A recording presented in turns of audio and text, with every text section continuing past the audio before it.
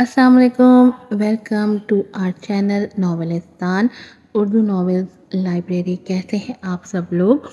امید ہے آپ سب لوگ ٹھیک ٹھاک ہوں گے، خیریت سے ہوں گے اور اچھے سے زندگی کو انجوائے بھی کر رہے ہوں گے اور ساتھ ہی ہماری ناولز کو بھی انجوائے کر رہے ہوں گے۔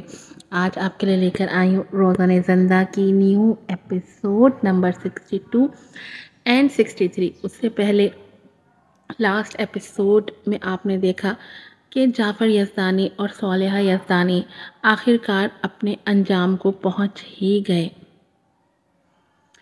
اور دیکھیں، برائی کا انجام کبھی بھی اچھا نہیں ہوتا۔ برائی کو ڈھیل ضرور مل سکتی ہے، لیکن ایسا نہیں ہو سکتا کہ وہ انجام جو ہے نا اس کا اچھا ہو۔ صالحہ یزدانی اور جعفر یزدانی نے لالچ کیا، جبکہ ان کے پاس لاکھوں کی جائیداد، لاکھوں کی نہیں کروڑوں کی جائیداد تھی، جو کہ ان کے نانا نے صرف صبرین کی پرورش کے لیے اپنے بیٹے کو دی تھی۔ لیکن لالچ ہے نا، انسان کا کبھی نہیں ختم ہوتا۔ ان کو اس کروڑوں سے کوئی بھی سیٹسفیکشن نہیں مل سکی۔ وہ ان کی نظر جو ہے نا صبرین کے حصے پر تھی کہ جو اس کو ملا ہے وہ بھی ہمیں مل جائے، جبکہ وہ چاہتے تو اپنے حصے سے بہت اچھی زندگی گزار سکتے تھے، امیروں والی زندگی گزار سکتے تھے، کوئی نارمل زندگی نہیں تھی۔ ایسا نہیں تھا کہ صبرین سے ان کے پاس حصہ کم تھا۔ صبرین کی ماں نے جو محنت کی تھی ان کو وہ بھی حصہ چاہیے تھا، جبکہ صبرین کے والدین بھی بہت اچھی فیملی سے بلانگ کرتے تھے، اور جو حصہ جعفر یزدانی کو ملا تھا اپنے باپ سے وہ کافی سے زیادہ تھا۔ لیکن پہلے لالچ میں اس نے اپنا حصہ برباد کیا، اس کے بعد اپنی بہن کا حصہ بھی برباد کرنے کا سوچا۔ لیکن ایز یوزول سب کو پتہ ہے کہ برائی کا انجام برا ہی ہوتا ہے۔ آخرکار صالحہ اور جعفر کو ان کے کرموں کی سزا مل ہی گئی۔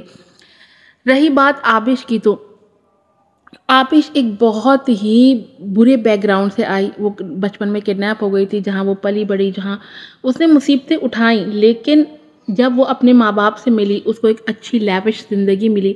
وہ چاہتی تو اس زندگی میں اپنے لیے بہت کچھ اچھا کر سکتی تھی، لیکن جیسے ہی آئی اس کو صبرین سے حسد شروع ہو گئی۔ حالانکہ وہ جس فیملی سے بلانگ کرتی تھی، جس فیملی میں وہ آئی تھی، جعفر یزدانی اور صالحہ یزدانی ایک بہت ہی اچھی اسٹیٹ پر تھے، پوزیشن پر تھے۔ اس ٹائم پہ وہ چاہتے تو تینوں اپنے ماں بیٹی اپنی زندگی اچھے سے گزار سکتے تھے۔ چلو میں یہاں تک بھی مانتی ہوں، اگر عزت اس کو پسند آ گیا تھا تو عزت بھی ایک اچھی فیملی سے بلانگ کرتا تھا، اس کو بھی تباہ کیا، خود بھی تباہ ہوئی اور پوری فیملی کو ہی تباہ کر ڈالا آبش نے۔ آبش جیسے لوگ جو حسد کا شکار ہوتے ہیں، وہ کبھی بھی اپنے پاس موجود زندگی کی آسائشات کو مطلب گردانتے ہی نہیں ہیں، مطلب ان کو اس کو ویلیو ہی نہیں دیتے، بلکہ ان کی نظر دوسروں کے حصے پہ ہوتی ہے کہ اس کے پاس جو ہے وہ بھی مجھے مل جائے۔ جبکہ آبش، صالحہ اور جعفر کے پاس اتنا پیسہ اور اسٹیٹس تھا کہ وہ چاہتے تو پوری زندگی آرام سے بیٹھ کے کھا سکتے تھے اور آرام سے ایک پر آسائش پرتعیش زندگی گزار سکتے تھے، لیکن ان تینوں نے حسد کو چنا، ان تینوں نے لالچ کو چنا، اور نتیجہ آپ لوگوں کے سامنے ہے کہ آج تینوں تباہ و برباد ہو چکے ہیں۔ ایک آبش نے اپنے لالچ اور حسد میں نہ صرف خود برباد ہوئی، اپنے ماں باپ کو برباد کیا، ساتھ میں اور بھی کئی لوگوں کو برباد کیا۔ جاتے جاتے بھی وہ صبرین کے لیے آسانیاں چھوڑ کر نہیں گئی، وہ خود تو مری لیکن ساتھ میں صبرین کو بھی اپنے ساتھ ہی اس ہیل میں گھسیٹ کر لے گئی ہے۔ کیا ہوگا شہزام اور صبرین کے رشتے کا انجام؟ کیا صبرین اس بار شہزام کو اپنے جھوٹوں کا حساب دے پائے گی؟ مجھے نہیں لگتا۔ جب شہزام نے اس کو اس دن کال کی تھی، اسی دن اس کو بتا دینا چاہیے تھا شہزام کو۔ چلو اس وقت ہمت نہیں تھی۔ جب ولید گردیزی نے اس کو کہا ہم ہاسپٹل چلتے ہیں، تو اس کو ہاسپٹل چلے جانا چاہیے تھا۔ وہ ہاسپٹل میں گزاری ایک رات کا تو حساب دے سکتی تھی، لیکن ایک پرائیویٹ ہوٹل کے کمرے میں گزاری ایک رات کا حساب کیسے دے گی؟ عورت کو، لڑکی کو اتنا بھی اپنے حواس گم نہیں کر دینے چاہیے کہ وہ بھول جائے کہ وہ کیا ہے، وہ بھول جائے کہ اس کے ساتھ رشتے ہیں، وہ بھول جائے کہ اس کو ہر چیز کا حساب دینا۔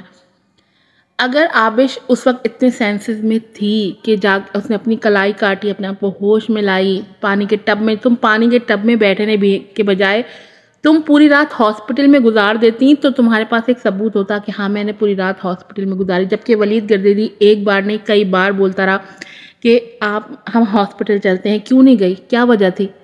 کس لیے اس نے وہ ٹب میں گزاری رات؟ چلو شہزام کو نہیں بتایا چلتا تھا، مانتی ہوئی بات، لیکن ٹب میں گزارنے والی تو مجھے کوئی اس کی تک سمجھ میں نہیں آئی۔ وہ ہاسپٹل میں آرام سے وہ رات گزار سکتی تھی اور اس ہاسپٹل کی میں گزاری گئی رات کا وہ حساب بھی دے سکتی تھی، لیکن ولید کے ساتھ گزاری گئی ایک پرائیویٹ ہوٹل کے کمرے میں پوری رات کا حساب وہ کیسے دے گی؟ یہاں جو ہے نا، صبرین کو کسی نے بھی نقصان نہیں پہنچایا، صبرین کے اپنے فیصلوں نے اس کو نقصان پہنچایا۔ ہر بار اس نے شہزام سے جھوٹ بولا ہے، جبکہ شہزام وہ واحد انسان تھا جس نے صبرین کو اس کے سب سے برے فیز میں دیکھا تھا، سب سے بری حالت میں دیکھا تھا، سب سے بری کنڈیشن میں دیکھا تھا۔ تو مجھے نہیں لگتا صبرین کو شہزام سے کوئی بھی بات چھپانی چاہیے تھی، خاص طور پہ جھوٹ نہیں بولنا چاہیے تھا۔ اس کا فون آیا تھا، اس نے پوچھا تمہاری آواز کیسی لگ رہی ہے، تمہاری آواز اچھی نہیں لگ رہی، تم بیمار، اسی وقت اس کو بتا دینا چاہیے تھا کہ میں اس کنڈیشن میں ہوں۔ ڈیٹیلز نہ بتاتی، یہی بتا دیتی تو بہت تھا۔ لیکن بہرحال انسان جھوٹ کو کبھی چھپا نہیں سکتا، یہ آپ سب کے لیے بھی ایک سیکھ ہے۔ سچ کبھی نہ کبھی سامنے آ ہی جاتا ہے، اس لیے اپنے منہ سے اپنوں کو بتا دیں۔ کیا کریں گے زیادہ سے زیادہ؟ 2-4 تھپڑ مار دیں گے، 2-4 باتیں سنا دیں گے، اس سے زیادہ کچھ بھی نہیں کریں گے وہ آپ کے ساتھ۔ لیکن اب جو ہے نا، اس کا انجام یہاں تک نہیں رکے گا۔ شہزام نے ایک بار نہیں ہزاروں بار صبرین کو کہا تھا کہ دور رہو، ولید سے دور رہو، لیکن صبرین نے نہیں سنا اور اس کا انجام آج اس کو بھگتنا پڑے گا۔ دیکھتے ہیں آج کی ایپیسوڈ میں کیا ہوتا ہے۔ بڑھتے ہیں ایپیسوڈ کی طرف۔ ناول کا نام ہے روزانہ زندہ، ایپیسوڈ نمبر ہے 62 اور 63۔ رائٹر ہیں اس کی رقص بسمل۔ لا فرم میں شہزام نے آج سارا دن آفس میں بیٹھے سیل فون پر گزار دیا تھا۔ آفس کا ماحول کافی ابر آلود دکھائی دے رہا تھا، فضا میں حبس پھیلی ہوئی تھی۔ ہادی ایک طرف کھڑا اپنے مالک کے برہم تیور سے دل ہی دل میں ڈر رہا تھا۔ اچانک شہزام نے موبائل اسکرول کرتے کرتے زور سے دیوار پر دے ماری۔ قیمتی موبائل لمحے میں ہی پرزے ہو کر بکھر گئی تھی۔ اسے غصہ تھا کہ صبح تک سب لوگ صبرین کے خلاف بول رہے تھے اور دوپہر کو اچانک ہی ہوا کا رخ بدل گیا۔ سب اب صبرین کی تعریف میں زمین و آسمان کے کلابے ملا رہے تھے اور کہہ رہے تھے کہ صبرین کا جوڑ ولید کے ساتھ اچھا لگتا ہے، دونوں کو ساتھ ہونا چاہیے۔ جس پر چراغ پا ہو کر شہزام نے سیل فون دیوار پر دے مارا تھا۔ کیا انٹرنیٹ کے لوگوں کے پاس آج کل کرنے کو کوئی کام نہیں ہے کیا؟ دونوں کیسے ایک ساتھ اچھا جوڑ ہے؟ کیا لوگ اندھے ہو گئے ہیں؟ وہ غصے سے دھاڑ رہا تھا۔ ہادی جو کہ ایک طرف مؤدب سا کھڑا تھا، کنکھیوں سے ٹوٹے ہوئے قیمتی موبائل کے ٹکڑوں پر نظر کی اور دل میں ایک ٹھنڈی آہ بھر کر رہ گیا۔ اب اسے ایک اور نیا موبائل خریدنا تھا۔ یہاں میلبورن میں آتے ہی اس نے پتہ نہیں کتنے سیل فون توڑ دیے تھے۔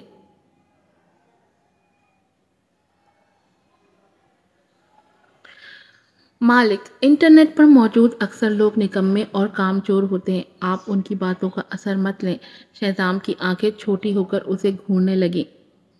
وہ نہیں چاہتا تھا، لیکن پھر بھی اس نے تجسس کے ہاتھوں وہ سب خبریں پڑھی تھی کہ لوگ کہہ رہے تھے کہ ولید گردیری صبرین کے لیے بہتر جوڑ ہے۔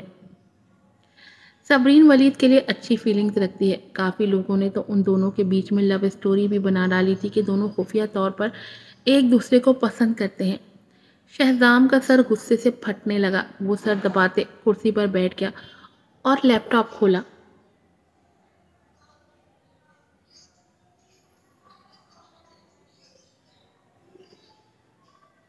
اس کی انگلیاں تیزی سے کی بورڈ پر چل رہی تھیں۔ تھوڑی دیر بعد ہادی نے دیکھا کہ اس نے ٹرینڈنگ نیوز پیک کر کے اڑا دی تھی۔ اوسم مالک، اوسم، ہادی نے دل میں اس کی تعریف کی۔ شامی، اچانک آفس کا دروازہ کھول کر شیز ابراہیم اندر آیا۔ جب اس نے شہزام پہ نظر کی تو دھک سے رہ گیا، جو اس وقت انڈر ورلڈ کا بادشاہ لگ رہا تھا۔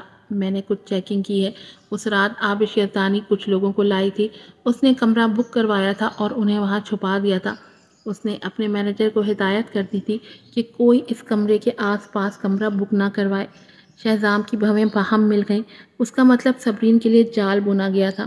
اس کے باوجود بھی جب اسے یاد آیا کہ صبرین کس طرح ولید کو شدت سے کسس کر رہی تھی، یہ بات اسے غصہ دلا رہی تھی۔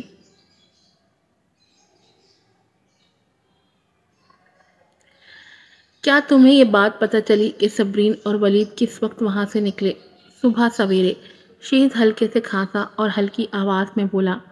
لباس تبدیل کرنے کے بعد وہ صبح کو وہاں سے نکلے تھے۔ جب ان الفاظ کی بازگشت اس کے کانوں میں ہوئی تو شہزام نے اشتعال میں آ کر لیپ ٹاپ کو اٹھا کر نیچے دے مارا۔ ایک مرد اور عورت ایک کمرے میں اکیلے، سب سے بڑی بات کہ عورت کو ڈرگ دی گئی ہو۔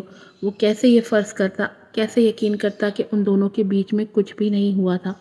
وہ اس کی بیوی تھی، لیکن ابھی تک ان دونوں میں دوری تھی اور اس کے ہاتھ لگانے سے پہلے ہی وہ دوسرے آدمی کو اپنا آپ سونپ چکی تھی۔ یہ بہت زیادہ تھا، بہت زیادہ۔ شیس اسے ترہم سے دیکھنے لگا۔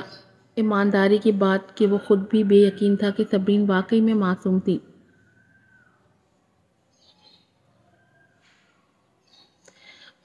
صبرین خود بھی اس واقعے میں متاثرہ تھی۔ میں نے سنا ہے کہ آبش اس وقت 2 باڈی گارڈ ساتھ لائی تھی۔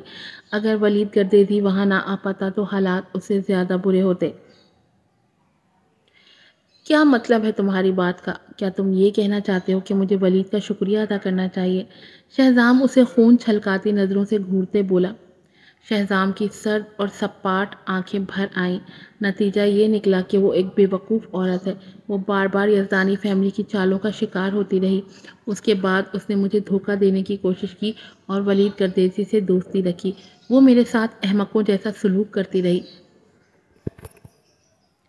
شیس نے اپنی ناک کی نوک کھجائی۔ بہرحال میں نے صرف تمہارے لیے جانچ پڑتال کی ہے۔ اب یہ تم پر ہے، ساری سچائی جاننے کے بعد بھی تم اسے رکھتے ہو یا چھوڑ دیتے ہو۔ اس رات شہزام نے گلاس پر گلاس چڑھا لیے۔ شیس کوشش کے باوجود بھی اسے روک نہیں پا رہا تھا۔ جب اس کا نشہ حد سے بڑھ گیا تو وہ چکراتے سر کے ساتھ مدہوش ہو گیا۔ میں آج اچانک ہی روشنا کو یاد کر رہا ہوں۔ اس نے کھڑکی سے باہر اندھیرے میں اپنی ادھ کھلی آنکھیں گاڑتے سرگوشی کی۔ ساری عورتیں ایک طرف، لیکن وہ واحد عورت تھی جس نے مجھے مکمل دل سے چاہا تھا۔ وہ کیوں اچانک مر گئی؟ کیوں؟ اسے میرے لیے زندہ رہنا چاہیے تھا۔ دیکھو میں کتنا اکیلا ہو گیا ہوں۔ شیس نے اس کا ہاتھ روک کر اسے اور پینے سے باز رکھنا چاہا۔ اس کا دل اپنے دوست کی تکلیف پر رنجیدہ ہوا تھا۔ دنیا کے سامنے مضبوط اور پرسرار رہنے والا شہزام سوری حقیقتاً ماں باپ کی محبت و شفقت کے بنا بڑا ہوا تھا۔ اس کے اندر ڈر اور خوف سے محصور تھا۔ اس کا بچپن کنڈرگارٹن میں گزرا تھا جس نے اسے کافی حساس بنا دیا تھا۔ آج صحیح معنوں میں شہزام اندر تک زخمی ہوا تھا۔ کاش وہ اسے میلبورن نہ بلاتا۔ اسے بالکل بھی توقع نہیں تھی کہ شہزام اس قدر تکلیف سہے گا۔ اس کے وہ احساسات جو بالکل منجمد ہو چکے تھے، ان احساسات پر جمی برف گل چکی تھی۔ اس نے واقعی صبرین سے محبت کی تھی، سچی محبت۔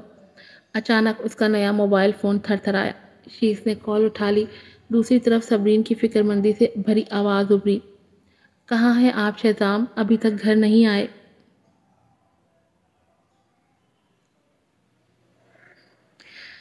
شہزام نے کافی چڑھا لی ہے، اب وہ بالکل ہوش میں نہیں ہے۔ شیس نے گہری سانس بھر کر اسے آگاہ کیا۔ میں اسے پک کرنے آ رہی ہوں، صبرین کی پریشان آواز آئی۔ اس کی ضرورت نہیں ہے، تم اسے نہیں اٹھا سکو گی، میں اسے لے آتا ہوں۔ کال بند کر کے صبرین فکر مندی سے دروازے کے آگے کھڑی اس کا انتظار کرنے لگی۔ باہر برف باری ہو رہی تھی۔ برف کے چھوٹے چھوٹے ذرات نیچے گر رہے تھے جس سے ہر چیز سفید نظر آ رہی تھی۔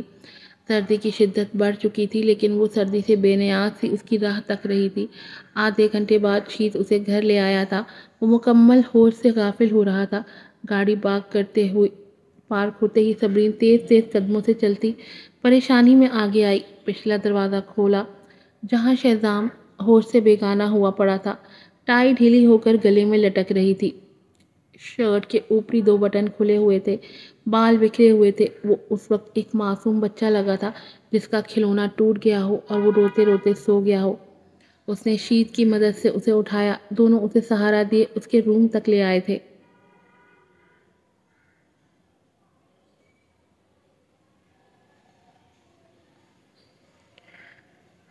آپ کا شکریہ شیز بھائی، میں صبرین نے شیز کو شرمسار نظروں سے دیکھ کر اس کا شکریہ ادا کیا۔ شہزام نے مجھے آپ کے کیس کی جانچ پڑتال کے لیے کہا تھا۔ میں جانتا ہوں آپ کا وہ مطلب نہیں تھا۔ شیز کے سر میں درد ہونے لگا۔ وہ خود نہیں جانتا تھا کہ کیا کہے۔ میں اب چلتا ہوں۔ صبرین محسوس کر چکی تھی کہ شیز ابراہیم اب اس کے ساتھ پہلے سے مختلف برتاؤ کر رہا ہے۔ وہ نہ ہنسا تھا نہ اس کے ساتھ مسکرایا تھا جیسے پہلے کرتا تھا۔ وہ یہ سوچ کر اندر سے کافی دکھی ہوئی تھی۔ وہ سمجھ گئی تھی کہ وہ اس سے بات نہیں کرنا چاہتا، لیکن اس کے باوجود بھی وہ پوچھے بنا رہ نہ سکی۔ شیز بھائی، کیا آپ کو پتہ ہے کہ شہزام میرے لیے کیا سوچ رہا تھا؟ وہ ہچکچا کر اصل بات کہتے رک گئی۔ رین، کوئی بھی مرد ہو اس طرح کے واقعے سے ناراض ہو جائے گا۔ شیز نے بے بسی سے کہا، آپ کو شہزام کو اس کے بارے میں پہلے ہی سے بتا دینا چاہیے تھا۔ آپ نے چھپا کر بہت غلط کیا ہے۔ یوں سمجھے اپنے پیروں پر آپ کلہاڑی ماری ہے۔ اب جبکہ یہ بات پبلکلی کھل چکی ہے، سچ پوچھیں تو یہ ہم سب کے لیے کافی شرمناک ہے۔ صبرین کا چہرہ بالکل پیلا پڑ گیا۔ ولید اور میرے درمیان کچھ نہیں ہوا، یہی سچ ہے شیز بھائی۔ مجھے یہ بتانا بیکار ہے رین، اصل بات یہ ہے کہ شہزام آپ پر یقین کرے۔ شیز نے افسوس سے سر ہلایا اور باہر نکل گیا۔ صبرین حق دق وہاں پر کھڑی رہ گئی۔ اس کے پاس کہنے کو واقعی کچھ نہیں تھا۔ اب اس پر کوئی کیسے یقین کرتا؟ وہ گلا پھاڑ پھاڑ کر چیختی چلاتی، آگ میں بھی کود جاتی، لیکن پھر بھی خود کو با کردار ثابت نہیں کر سکتی تھی۔ شیز ابراہیم کے الفاظ نے اس کو بالکل بے بس کر دیا تھا۔ مشکل تھا کہ شہزام اس پر یقین کرتا۔ اب وہ کیا کرتی؟ کیسے خود کو شفاف ثابت کرتی؟ کوئی ثبوت نہیں تھا۔ سارے یقین اس کے ہاتھ سے پھسل چکے تھے۔ وہ واقعی میں اس سے محبت کرتی تھی، شدید محبت۔ اس کے لیے اب شہزام کو چھوڑنا گویا جیتے جی موت کے مترادف تھا۔ وہ کب تک وہاں کھڑی اس حسین صورت والے شخص کو تکتی رہی جو بیڈ پر ہوش و خرد سے بیگانہ پڑا ہوا تھا۔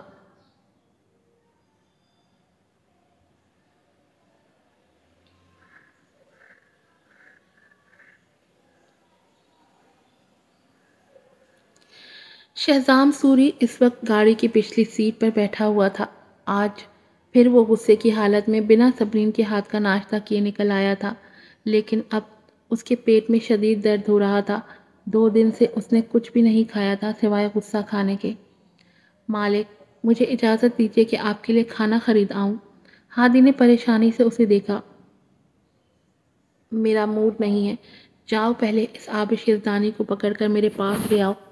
شہزام نے سرد لہجے میں کہا، میں نے ہمیشہ یہ چاہا تھا کہ صبرین خود اس سے معاملہ کرے، لیکن وہ ایک بیکار اور کم عقل عورت ہے، تو بس اب اس مکار عورت سے معاملہ میں خود کروں گا۔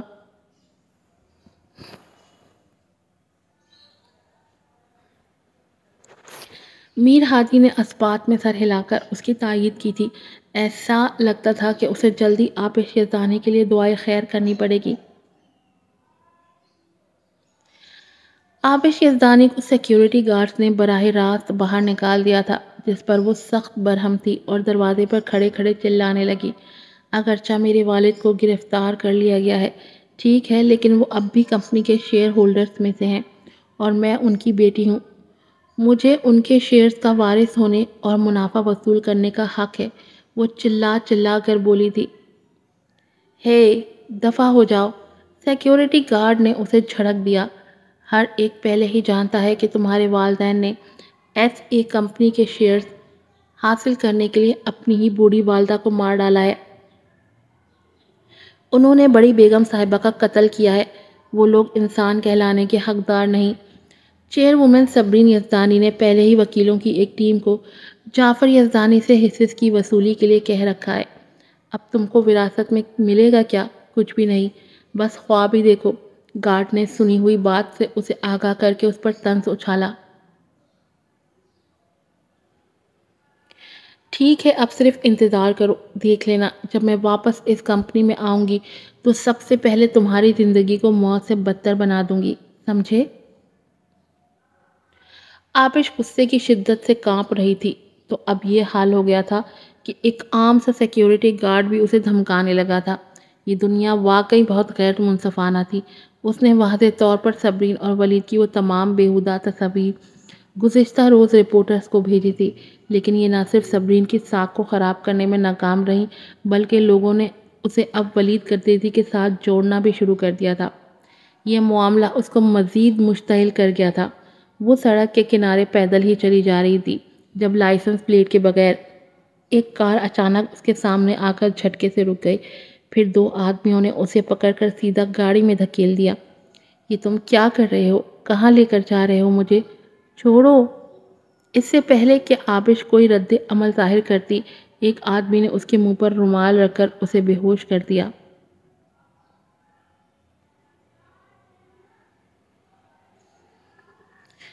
پھر اسے ہوش ٹھنڈے پانی کی بالٹی اڈیلنے پر آیا۔ وہ جھرجھری لے کر ہوش میں آئی تھی اور سردی سے کپ کپا کر چیخ اٹھی۔ او ہیلو میڈم، کیا سردی اچھی تھی؟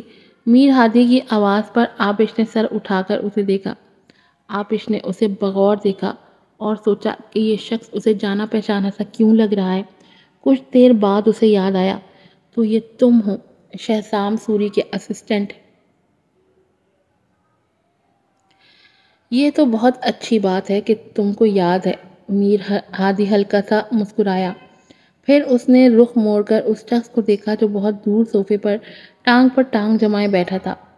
اس شخص نے کالا سوٹ پہنا ہوا تھا اور ہاتھ میں سگریٹ پکڑا ہوا تھا جس سے دھواں ہوا میں اٹھ رہا تھا۔ اس کی سیاہی مائل گہری آنکھیں اندھیرے میں بھی چمک رہی تھیں جیسے کوئی تیز دھار چھری۔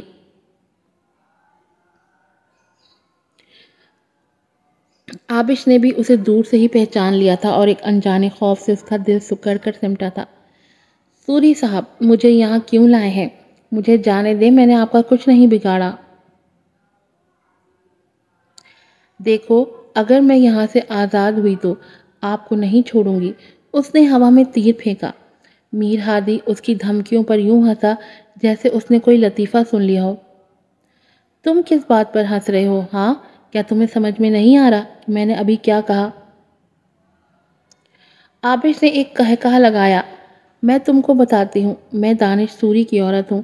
کیا تم جانتے ہو کہ دانش سوری کون ہے؟ وہ مجھے سب سے زیادہ پسند کرتا ہے۔ اگر تم کو مجھ پر یقین نہیں آتا تو میرا فون لے کر ہماری تصویریں ایک ساتھ دیکھ سکتے ہو۔ وہ اس وقت ایک مخبوط الحواس عورت لگ رہی تھی۔ شہزام سوری نے سگریٹ ختم کیا اور اٹھتے ہوئے اسے ایش ٹرے میں مسل لیا۔ اس کا دراز قد اور مضبوط وجود دھیرے دھیرے اس کی طرف بڑھنے لگا۔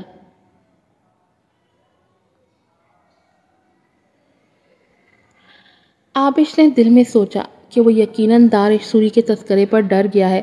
تبھی تنزیہ ہنس پڑی۔ شہزام سوری، تم تو صرف ایک وکیل ہو۔ دیکھو، دانش سوری کوئی عام شخص نہیں ہے۔ تم اس سے دشمنی مول لینے کے متحمل نہیں ہو سکتے۔ بہتر ہے مجھے چھوڑو۔ اس سے پہلے کہ وہ بات ختم کرتی، میر ہادی نے اس کے گال پر زور سے تھپڑ دے مارا۔ تھپڑ اتنا جاندار تھا کہ اس کے منہ سے خون نکل آیا اور جبڑا تک ہل کر رہ گیا۔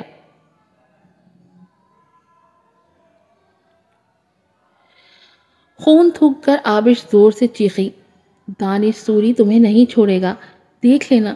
لیکن جواب میں ایک اور تھپڑ کی آواز آئی۔ پھر تابڑ توڑ کئی تھپڑوں کی بارش کے بعد آبش کے چند دانت تو یقینی طور پر ضائع ہو گئے تھے۔ اس کا منہ سرخ ہو کر لمحے میں ہی سوج گیا، بالکل خاموش۔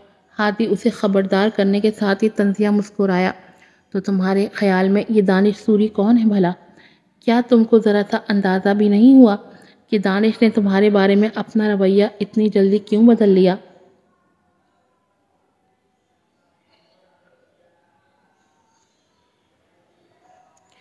آبش یہ سن کر ساکت رہ گئی۔ اس نے بے اختیار نمناک نظروں سے شہزام کی طرف دیکھا اور اچانک اسے یاد آیا کہ اس کا آخری نام بھی سوری تھا۔ نہیں، ایسا نہیں ہو سکتا۔ میں نے سوری فیملی میں شہزام نام کے کسی فرد کے بارے میں کبھی نہیں سنا۔ اس نے نفی میں سر ہلایا۔ تم کو کیسے پتا کہ سوری فیملی میں کتنے لوگ ہیں؟ میر ہادی نے طنز کیا۔ میں تم کو بتاتا ہوں۔ شہزام سوری اصل میں سوری خاندان کا سب سے بڑا سپوت ہے۔ وہ 20 سال کی عمر سے ہی اپنے خاندان کا سربراہ ہے۔ ہادی نے جیسے اس کے سر پر بم پھوڑا تھا۔ آبش کا دماغ یوں ہو گیا جیسے گویا خواب دیکھ رہی ہو۔ یہ ناممکن ہے، تم جھوٹ بول رہے ہو۔ آبش یزدانی تو حسد سے جیسے پاگل ہو رہی تھی۔ صبرین نے ایسے شخص کو کیسے چھین لیا؟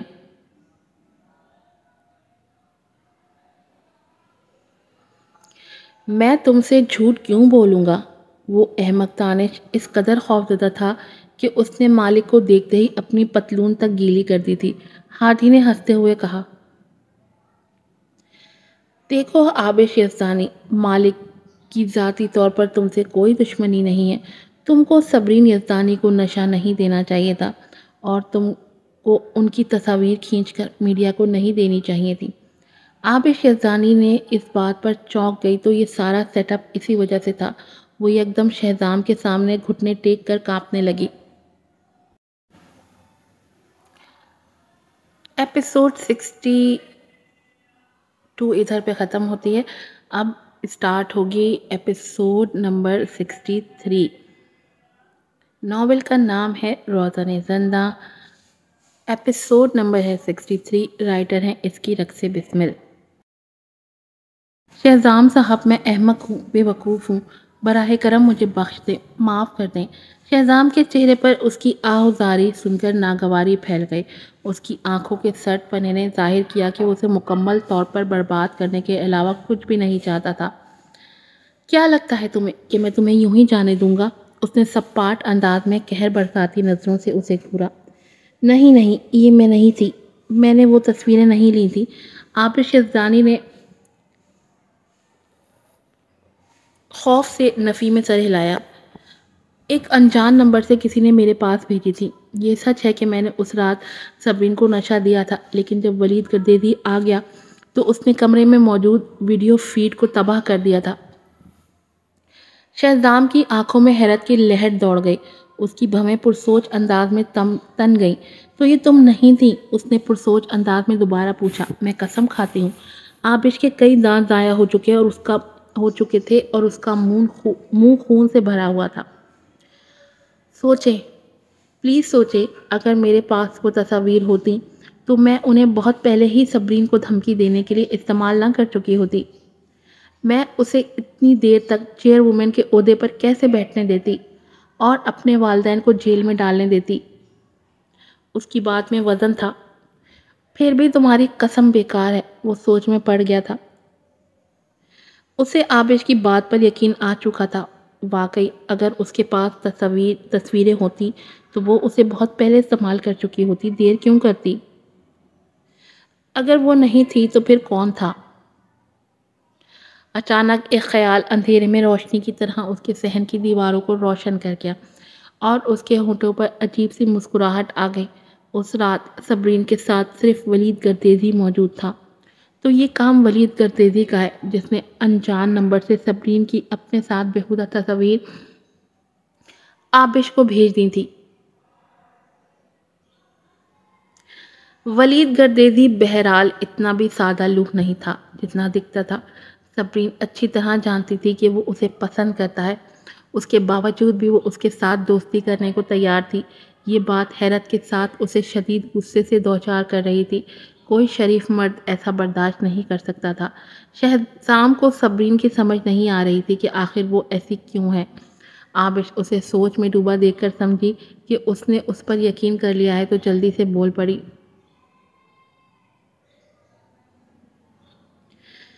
سوری صاحب، براہ کرم اب مجھے جانے دیں۔ میں وعدہ کرتی ہوں کہ صبرین کو دوبارہ کبھی تکلیف نہیں دوں گی۔ میں یہ ملک ہی چھوڑ دوں گی۔ کیا تم سمجھتی ہو کہ میں تمہیں ایسے ہی جانے دوں گا؟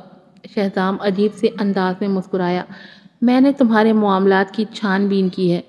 اسمگل ہونے کے بعد تم دیہی علاقے میں پلی بڑی ہو اور تم نے 14 سال کی عمر میں گاؤں کے زمیندار کے ساتھ تعلق بنایا تھا۔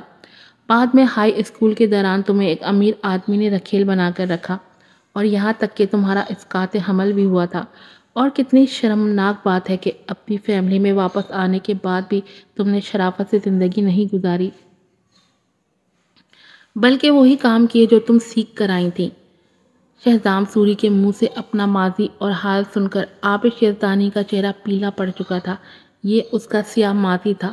اس نے واضح طور پر یہ سب چھپا دیا تھا، لیکن یہ شخص حیرت انگیز طور پر اس کے بارے میں جاننے میں کامیاب رہا تھا۔ ایک ایک لفظ اس نے سچ کہا تھا، اور چونکہ تم مردوں کو بہت پسند کرتی ہو تو میں نے فیصلہ کیا ہے کہ تمہاری شادی کر دی جائے تاکہ تم پرسکون رہ سکو۔ شہزام نے یہ جملہ کہا اور پھر سیدھا کھڑا ہوا، ہادی کو اشارہ کر کے پیچھے مڑ کر دیکھے بغیر نکلتا چلا گیا۔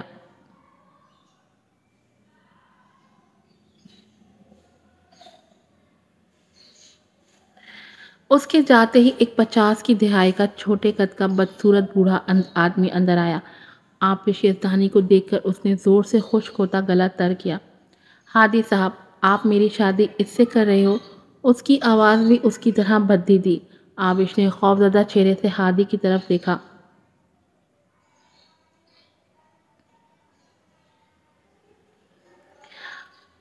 پلیز مجھے اس کے ساتھ مت بھیجو، میں تمہارے ساتھ چلوں گی۔ آپ جو چاہیں کر سکتے ہیں، آپ وہی سب کر سکتے ہیں جو دانش نے میرے ساتھ کیا۔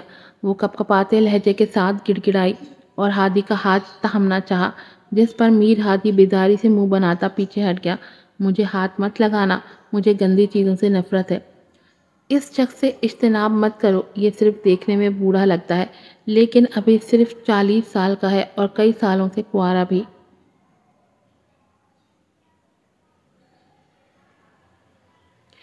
کیونکہ اسے بیوی نہیں ملتی، تم اس کے ساتھ ہی اس کے گاؤں جاؤ گی اور اس کی اولاد پیدا کرو گی۔ پھر میر ہادی نے اشارہ کیا۔ ایک آدمی رجسٹر اٹھائے اندر آیا اور ان کا نکاح پڑھایا۔ آبش کے پاس کوئی راہ نہیں بچی تھی۔ وہ مایوسی سے بری طرح رو رہی تھی لیکن کسی نے اس کا خیال نہیں کیا۔ اس وقت اسے واقعی اپنے کیے پر افسوس ہوا تھا۔ اسے اس وقت صبرین یزدانی کو گھر سے نکل جانے پر مجبور نہیں کرنا چاہیے تھا۔ اسے اپنی داتی کو سیڑھیوں سے نیچے نہیں دھکیلنا چاہیے تھا۔ وہ اب بری طرح سے پچھتا رہی تھی۔ لیکن سچ ہے کہ پچھتاوے کی اس دنیا میں ابھی تک کوئی دوا ایجاد نہیں ہوئی تھی۔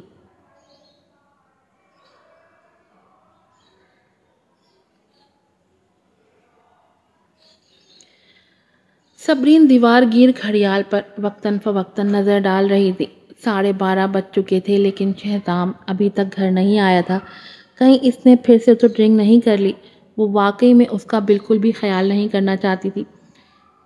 جس طرح سے وہ اسے نظر اندازی کی مار رہا تھا، یہ بات تکلیف دہ تھی، بہت زیادہ تکلیف دہ۔ نظر انداز کرنا بہت آسان ہوتا ہے لیکن ساتھ ہی نظر انداز ہونا بہت تکلیف دہ ہوتا ہے، وہ بھی اس شخص کے ہاتھوں جو آپ کا سب سے زیادہ محبوب ہو۔ لیکن وہ اپنے اس دل کا کیا کرتی جو بار بار اس مغرور اور سنگدل محبوب کی طرف ہومکتا تھا۔ وہ جب تک گھر نہیں آتا تھا وہ سو نہیں پاتی تھی۔ ابھی وہ یہ سوچ ہی رہی تھی کہ اچانک سیڑھیوں سے نیچے کا دروازہ کھلنے کی آواز آئی، پھر سیڑھیاں چڑھتے قدموں کی آواز آنے لگی۔ وہ جلدی سے کمبل اوڑھ کر لیٹ گئی جیسے سو رہی ہو۔ کچھ منٹ بعد بیڈروم کا دروازہ کھلا اور قدموں کی آواز قریب آنے لگی اور قریب۔ صبرین دم سادے کمبل کے نیچے دبی ہوئی تھی۔ اس نے محسوس کیا کہ قدموں کی آواز بیڈ کے قریب آ کر رک گئی ہے۔ اس کا دل دھڑ دھڑ دھڑ کرنے لگا۔ اچانک کمرے کی بتی جل اٹھی، پھر اس نے اس کے اوپر سے جھٹکے کے ساتھ کمبل کھینچ کر دور پھینک دیا۔ ساتھ ہی اس کی سرد اور سپاٹ آواز گونجی، اٹھو شہزام، اب آپ کیا کرنا چاہتے ہیں؟ صبرین تھکی تھکی سی اٹھ کر بیٹھ گئی اور اسے دیکھا، پھر وہیں پر ساکت رہ گئی۔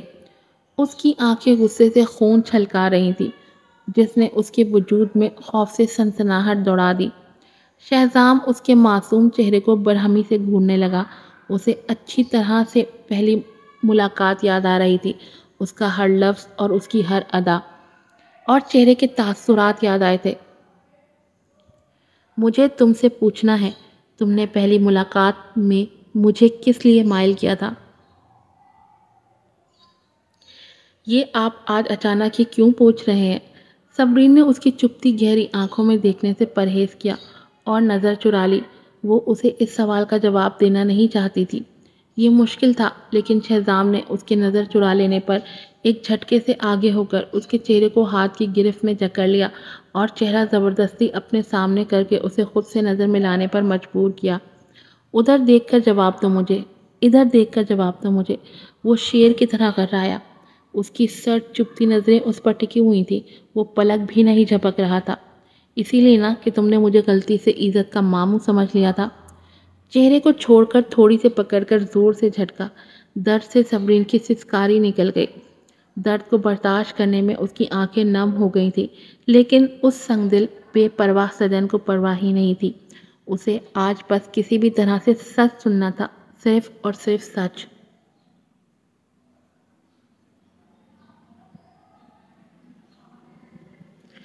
اس کی بات صبرین کے دماغ پر زوردار جھٹکے کی طرح گونجی، جیسے اس پر کڑاکے کی بجلی آ گری ہو۔ صبرین کے دماغ نے سوچنا سمجھنا چھوڑ دیا۔ وہ بالکل ساکت ہو چکی تھی، ایسے جیسے اس میں جان ہی نہ رہی ہو۔ اس کا دماغ نقصان کی گردان کر رہا تھا۔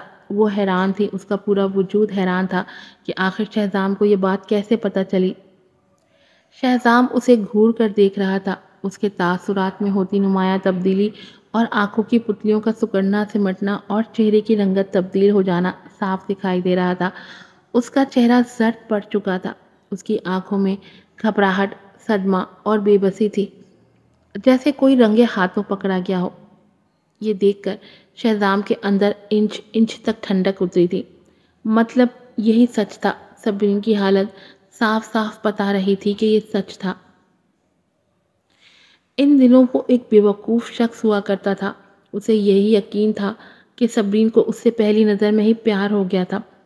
اس کا خیال تھا کہ اس رشتے کو آگے بڑھانے میں صبرین کا ہاتھ ہے، کیونکہ وہ اس سے محبت کر بیٹھی ہے، لیکن حقیقت کے برعکس وہ تو شروع سے ہی اس کے جذبات کے ساتھ کھیل رہی تھی۔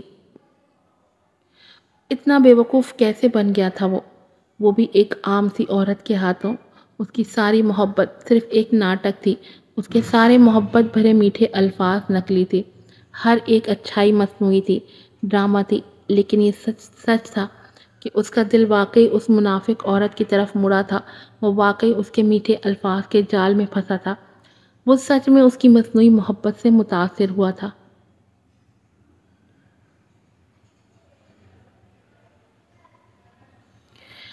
نہیں، ایسا نہیں ہے۔ صبرین تو اس کی باتیں سن کر دنگ رہ گئی تھی کہ اسے سمجھ میں نہیں آ رہا تھا کہ کیا کرے کیا کہے۔ تمہاری سازشوں نے مجھے سچ میں ذہنی بیمار کر دیا ہے۔ میں تھک چکا ہوں تمہارے جھوٹ سن کر۔ شہزام نے اس کی تھوڑی کو ایسے جھٹکا دے کر دور دھکیلا جیسے کوئی گندی ناپاک چیز ہو، پھر جیب سے رومال نکال کر اپنے ہاتھ ایسے صاف کیا جیسے گندگی چھولی ہو۔ صبرین تو اس کے اس اچانک عمل سے دنگ تھی۔ اندر ہی اندر وہ رو رہی تھی، لیکن باہر سے صرف آنکھوں کی سطح سرخ ہو رہی تھی، جیسے سب کے کڑے پہرے بٹھا رکھے ہوں۔ ٹھیک ہے، میں اعتراف کرتی ہوں کہ یہ پہلے سچ تھا، لیکن اس کے بعد تم عزت کی انگیجمنٹ پارٹی میں ولید گردیزی کی طرف بھاگی۔ تب تمہیں پتہ چلا کہ تم نے غلط شخص سے شادی کر لی ہے، تب تم نے اچانک ہی مجھ سے کہا کہ مجھے طلاق چاہیے، یہی نا؟ وہ کہنا چاہ رہی تھی کہ اس کے بعد اسے اس سے سچی محبت ہو گئی تھی، لیکن شہزام نے اس کی بات کاٹ دی۔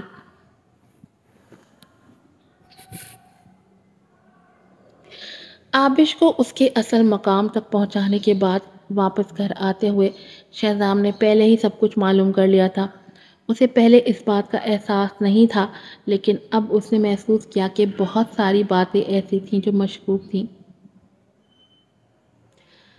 بدقسمتی سے تمہیں بعد میں جعفر یزدانی نے جھوٹے کیس میں پھنسا دیا اور تم جیل جانے کے قریب پہنچ گئی تھی۔ تم کو اس وقت کوئی بھی نہیں بچا سکتا تھا سوائے میرے، اس لیے تمہاری بہترین دوست تمہارے لیے نہ صرف مجھ سے بھیک مانگنے آئی، بلکہ مجھے جھوٹ بھول کر دھوکہ بھی دیتی رہی کہ صبرین سچ میں تم سے محبت کرتی ہے، جس نے مجھے یہ سوچنے پر مجبور کر دیا کہ تم واقعی مجھ سے پیار کرتی ہو۔ شہزام کی آواز میں گہرا دکھ تھا۔ صبرین کے ہونٹ بالکل زرد پڑ گئے۔ شہزام واقعی کافی ذہین تھا۔ وہ مان چکی تھی، ہر بات کا اندازہ اس نے درست لگایا تھا، سارا سچ کھل کر اس کے سامنے آ گیا تھا، یا یوں کہو کہ اس کا اعمال نامہ تھا تو شہزام کرابن کاتبین کی طرح پڑھ پڑھ کر سنا رہا تھا۔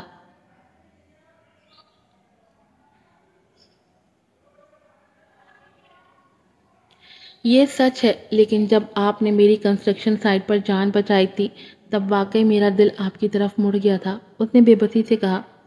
اپنی بکواس بند کرو، وہ گھررا کر آگے بڑھا۔ صبرین دہل کر پیچھے ہوئی تھی۔ تمہارے منہ سے نکلی ہوئی کسی بھی بات میں سچائی نہیں ہے، نہ ہی تمہاری دوست کے۔ شہزام جیسے جیسے بول رہا تھا اس کا غصہ بڑھتا ہی جا رہا تھا، اتنا کہ وہ خود پر قابو نہ پا سکا اور اسے سختی سے بستر پر پیچھے دھکا دیا اور آگے آ کر اس کے گلے سے سختی سے گرفت میں لے لیا، جیسے گلا گھونٹ کر اس کی جان نکال دے گا۔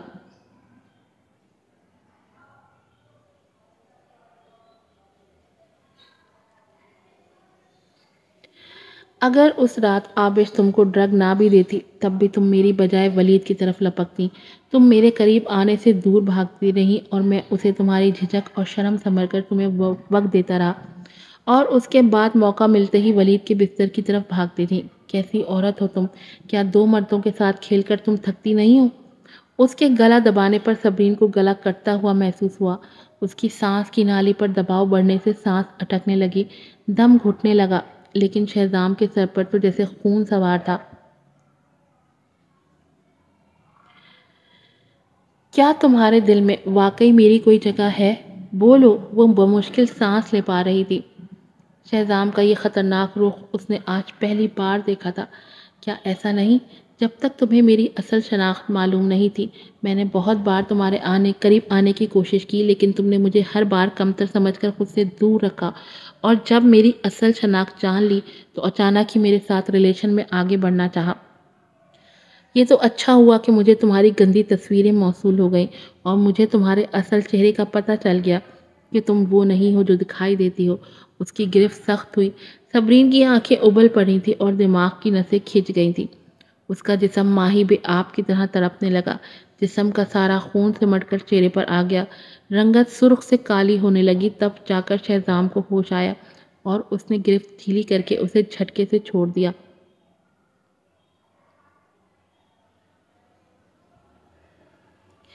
صبرین کا ذہن تاریکی میں ڈوبنے لگا، اس کی آنکھیں بند ہونے لگی تھی اور نظر بالکل مدھم ہو گئی تھی۔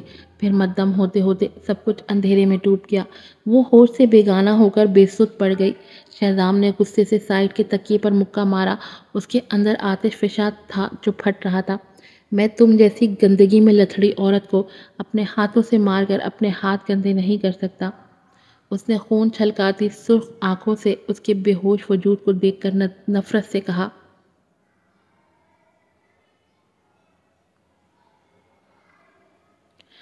اس کے بعد اس نے دروازہ دھڑام سے کھولا اور باہر نکل گیا۔ آدھے گھنٹے تک یوں ہی بے سدھ پڑا رہنے کے بعد صبرین نے آہستہ آہستہ آنکھیں کھول کر کمرے میں نظر گھمائی۔ اپنے بے جان جسم کی پوری طاقت صرف کر کے وہ آہستہ آہستہ اٹھی، سب یاد کر کے وہ جیسے اندر سے ختم ہو گئی تھی، مر گئی تھی، خالی ہو گئی تھی۔ شہزام کے نفرت بھرے سخت الفاظ اس کے ذہن میں پاس گشت کرنے لگے۔ اس نے بے اختیار کانوں پر ہاتھ رکھ لیا اور کپ کپاتے ہوئے سسکیاں دباتی بے جان سی ہو کر نیچے گر گئی اور اپنے گھٹنوں کے گرد حصار کھینچ کر سر اس میں چھپا دیا۔ اس کے اندر باہر سناٹا پھیل چکا تھا، ایک گہرا سناٹا۔ شاید شروع سے ہی سب کچھ غلط تھا۔